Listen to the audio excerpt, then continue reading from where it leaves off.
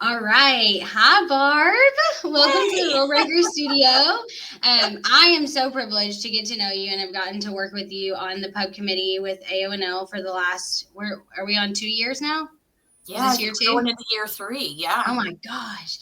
Okay, that went fast. Yeah. So I'm so excited to get to share you and your views and your thoughts with our listeners today. So I really just want to jump right in. I'd love for you to share just like about yourself in general, maybe a little bit about your career, and then if you would just kind of dive into that love and passion that you have around nurse executive well-being. I'd love for that to be a pivotal part of our conversation today. Sure. And thanks for having me. I'm really excited to be here. Any opportunity I have to talk about chief nursing officer well-being, I'm going to grab onto it, especially with two great folks like you. So thanks for having me today. I am Barb Seymour. I have been a nurse for almost 30 years, which feels really weird to say. But I've had the privilege of serving in the profession for 3 decades and currently work with Vizient, which may be an organization that some listeners aren't familiar with. So we are the nation's leading performance improvement company in healthcare, which boils a whole bunch of stuff down to one really powerful statement.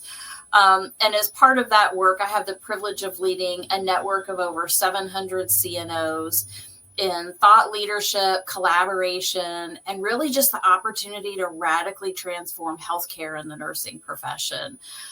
That comes after 10 years of serving as a chief nursing officer in a variety of settings.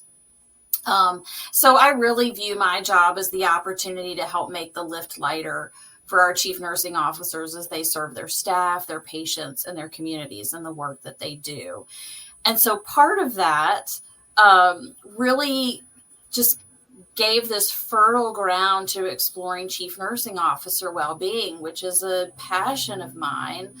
I served as a chief nursing officer, as I said, for a decade prior to joining Vizient, but part of that time was during the pandemic, which was, as we all know, an unbelievably stressful time, and that doesn't even give justice to what we experienced. And through the pandemic and coming out of that, I recognize now in retrospect that I was experiencing my own significant level of burnout and fatigue, unrecognized by myself at the time.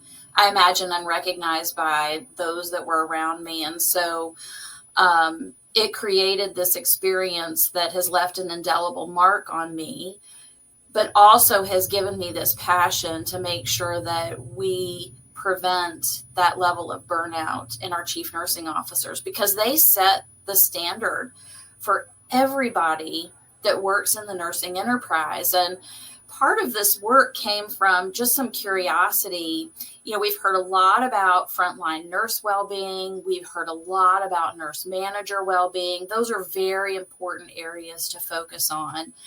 But as we started to ask some questions and do some inquiry, there's very little that exists in the literature that talks about chief nursing officers as their own unique subset of nurses and caregivers and addresses their well-being specifically. So I was very privileged to be able to conduct some work through the Nurse Executive Network earlier in this year to explore those mediators of burnout, the impact of those on our chief nursing officers, what they do to invest in their own well-being. Frankly, it's what they don't do to invest in their own well-being, and just ask some questions about what can we do more, better, or differently, which everyone will tell you is my favorite question in the world, to make sure that our CNOs are well. There's so much turnover and churn in the C-suite, particularly with chief nursing officers. It creates this whole cascade of impacts to the organization that also really aren't heavily researched or talked about.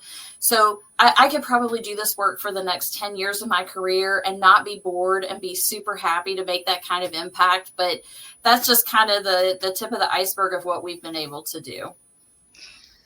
Okay, so I want to thank you for sharing your own like vulnerable story, because I know it can be hard, when we're talking about our own experiences. I actually got chills thinking about my experience as a nurse executive during the pandemic, as well as leading an ED with a newborn at home.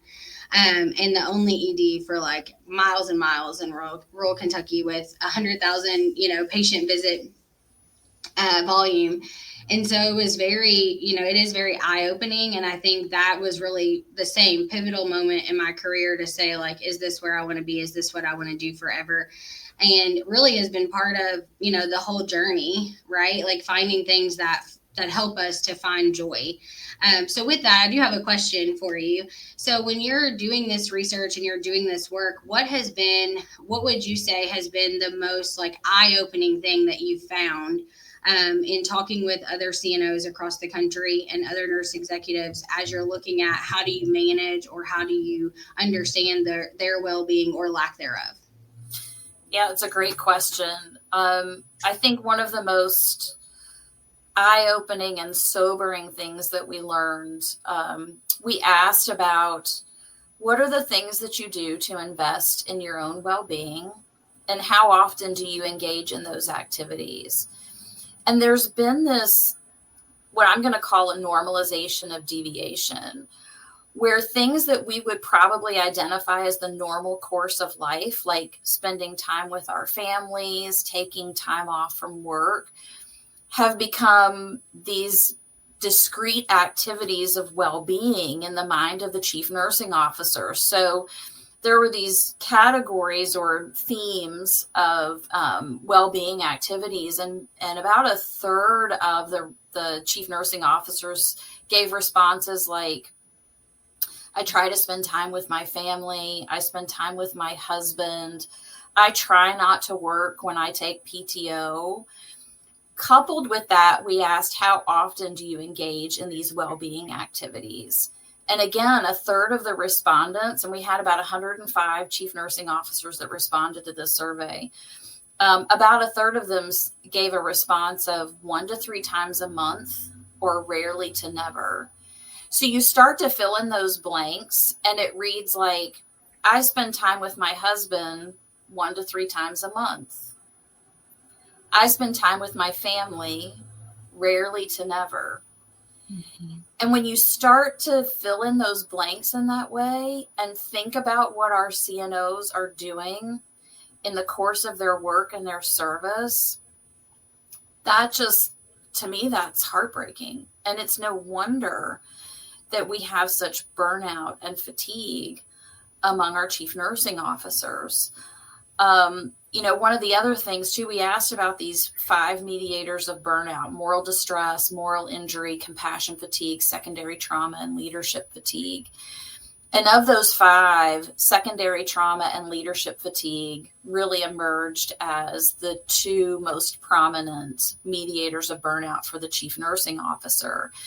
And so these decisions that the chief nursing officer has to make from a place of moral courage then creates trauma from those decisions that they have to make. And I'll give you an example.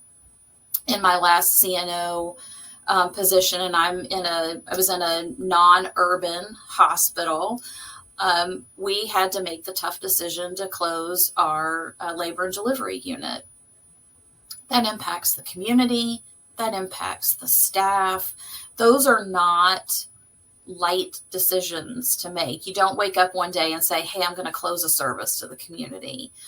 But seeing the reaction in my nursing staff, hearing the reaction from the community, we take those things very personally and very seriously. And so that's just an example of how those tough decisions that the chief nursing officer has to make can create their own, kind of scars and trauma that they have to deal with and incorporate into who they are and how they carry forward, both personally and professionally. Gosh, you've said so many things that have made me excited to dig a little bit deeper. I'm so passionate about caring for the leader, and I'm grateful for the work that you're doing. What you were saying about the well-being and them caring for themselves, I'll tell you, the majority of my work is around frontline leaders, so managers, directors, charge nurses. But I have spent a reasonable amount of time with the executives, and the vulnerability is a little less. And I've mentioned this before. I see the tears come. It's the regret of missing out. And you're trying to be everything to everyone, but what they really miss out on, what comes second, is the family. Marriages suffer, kids are grown and they've missed out. And then they come last. And this is not new, although I think back to when I first entered into leadership, nobody had a cell phone in their pocket where they're constantly connected. That has definitely changed. So that's one thing I wanted to dig a little bit deeper on is just, I love appreciative inquiry. So what's working? Who's nailing it? And what are they doing that's different and still being able to maintain? Have you put your finger on that yet? Yeah, fantastic question. And I think you've teed up the answer as part of the question. So interesting. I had the privilege of sharing this work in a little bit of a deeper way with a few different organizations and their nursing leadership teams. And I went to a conference and saw one of those CNOs where I'd had the opportunity to share this work and really challenge them to think about their own well-being and what they're doing. And she told me that she went for a week vacation. She didn't check her email. She turned off her notifications. She had a backup plan for coverage so that she didn't need to be bothered. She said, it's the first time I've walked away from work since I've been a chief nursing officer. Years. First time she's truly disconnected from work. I said, did the place burn down? Did things fall apart? She said, no, they didn't. And now I know I can do that. So it's really just finding the courage to take that first experience and know that the building's not going to burn down and things aren't going to fall apart. You have this group of people around you to be able to fill in that gap so you can take that time away to invest in yourself and refill your own cup. So I think just taking that first courageous step to disconnect and have that experience of it's all okay and I can come back to work refreshed and ready to hit the ground running again. Oh my gosh, you nailed it. And those people, they want to be empowered. They want to grow that skill set. They want to be trusted. That's what I was going to say. They want the trust. The trust is, you just have to give it. You have to instill it, and they will rise to the occasion. I wholeheartedly believe that. They will. Yeah, you have to set that example too. Like when we think about succession planning too, it's no wonder that nursing leaders are looking at the chief nursing officer like, man, I never want that job. Look at what has to happen. I had one chief nursing officer that described his relationship with the house supervisor as pathological because they were just in constant communication. Like he felt like he could never step away. And so people see that and they're like, I don't think that's the place that I want to be in or what I want to aspire to do. And so this is just as much about investing in the future of nursing leadership as it is in investing in ourselves and our own well-being. You lobbed me the perfect softball for the next thing that I had on my mind. I love it when that happens.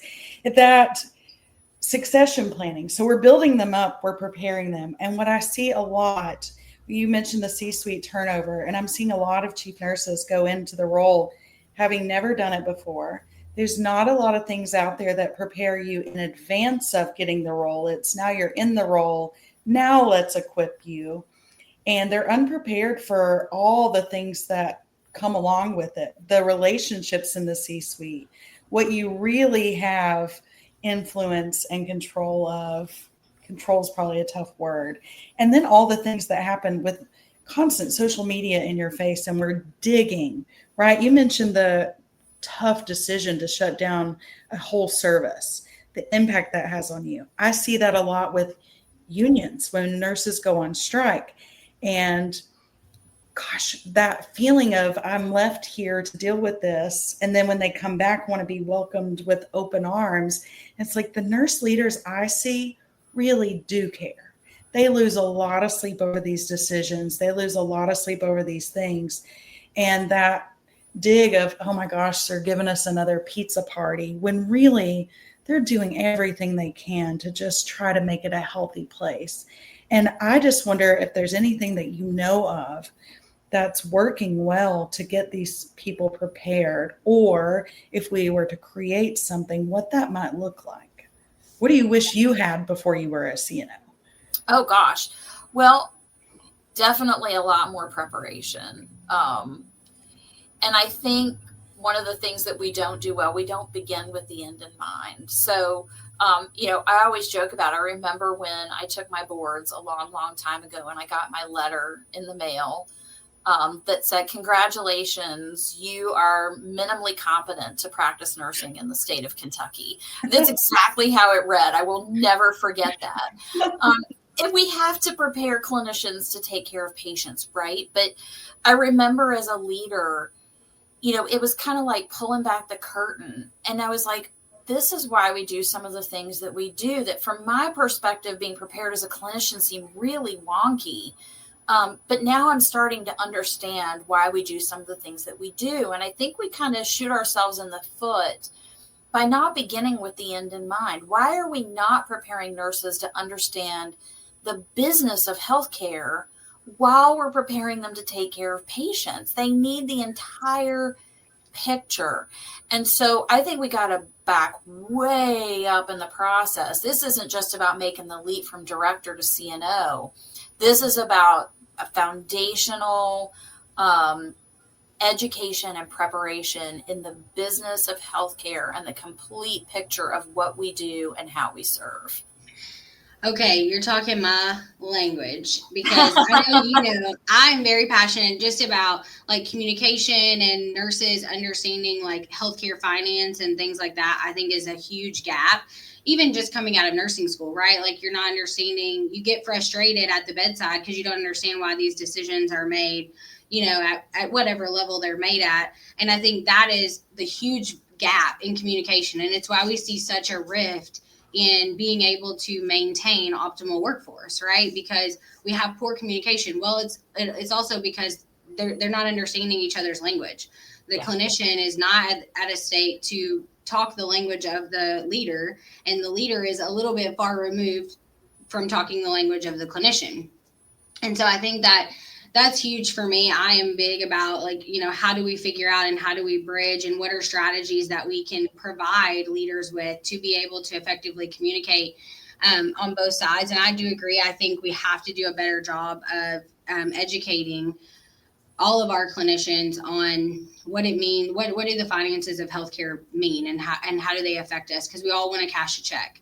I've been making the joke that it's check cashing season, but it's true. Like it's always check cashing season. Like people want to, you want to make sure that you have stable employment so you can care for your family, but not understanding the finance aspect of it in healthcare is really a challenge in communication and being able to make sure that we're all taking care of patients. That's all of our goal.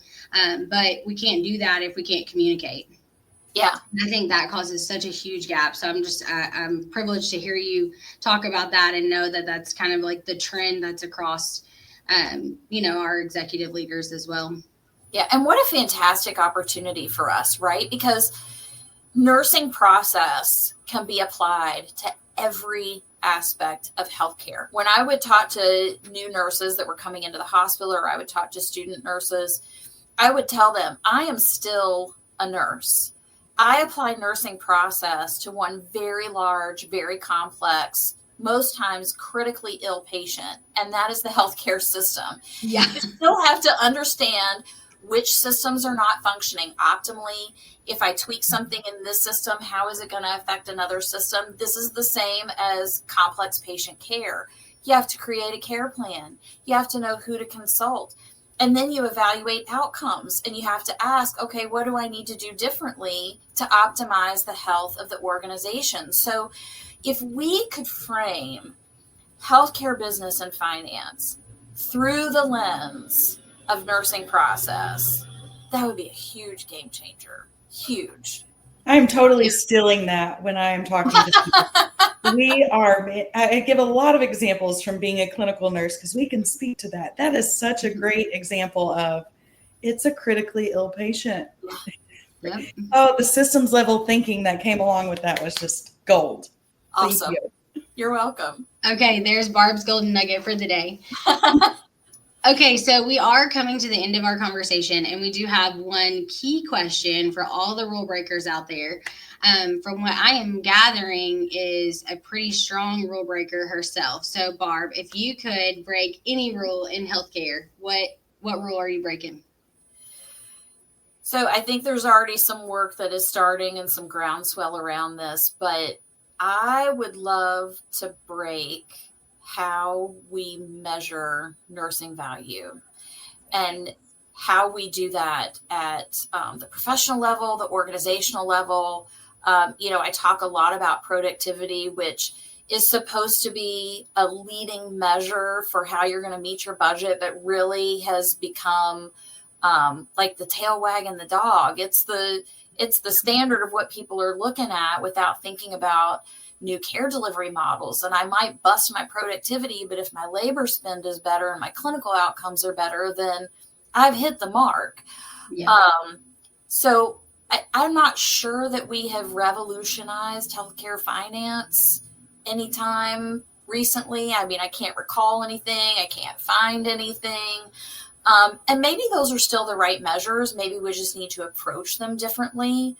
But I would love to be in or find some really radical, just let's go after it type of organization that's willing to say, let's bust this thing up.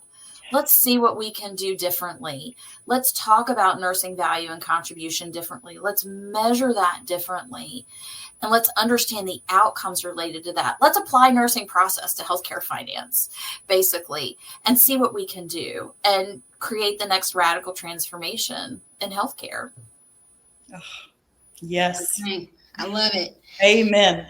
So, Barb, if anyone wanted to connect with you after listening to this today, where is it best for them to do that?